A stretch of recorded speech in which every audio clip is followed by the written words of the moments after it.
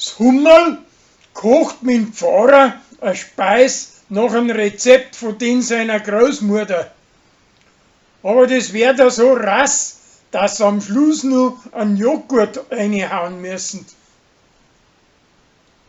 Die Rosi hat einen Katar und schließlich findet der Karl außer, dass das schmeckerte Wasser dran schuld ist, das wo der Hubert seiner Alten auf Ostern geschenkt hat.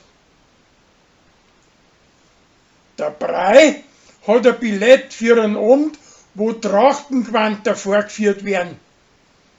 Seine Alte und Kathi reißen sich drum, aber am Schluss schenken sie es der Gemeinschreiberin.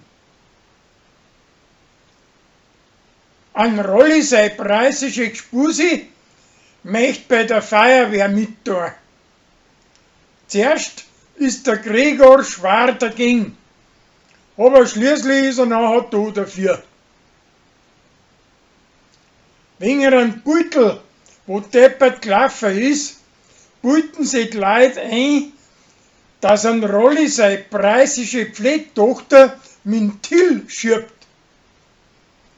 Ihrer gefällt das Gerät gar nicht und drum liegt sie ihm sogar an, damit es nicht mit ihm gesehen wird. Das kommt aber auf.